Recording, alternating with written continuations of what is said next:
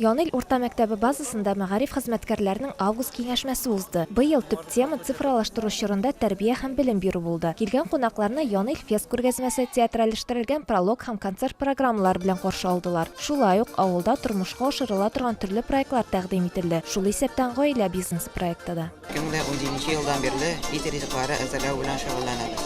Эшебезне тай сатып алып, казылык ясау белән башлап җибәргән идек. Бүгенге көндә атлар асрап, үзебез аларны эшкәртеп, ат итеннән төрле хәләл ит ризыклары әзерлибез.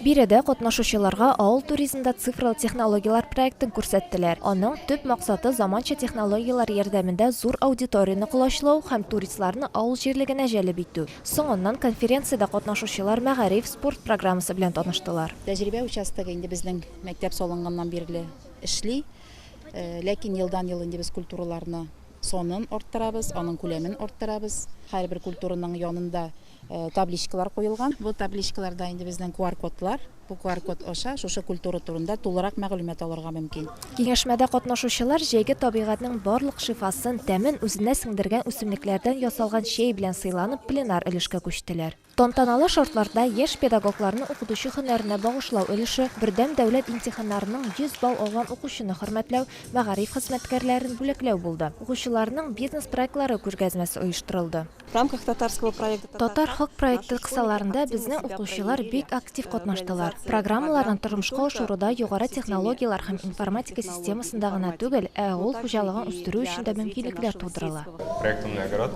Акыллы бакча проекты бик күп функцияләрне үти. Хәтта ул кешенең хезмәтен дә алыштырырга мөмкин. Ул яхшы уңыш булсын өчен билгеле бер территорияга нинди сорт утыртырга икәнен тәкъдим итә алар. Август киңәшмәсендә катнашучыларның докладлары робототехника, мәгарифне цифрлаштыру һәм яшь кадрларын җәлеп итү темаларына багышланган иде. Адилә Шакирова, Руслан Мубарак, Шамарат Сабирҗанов, Татарстан яңалыклары.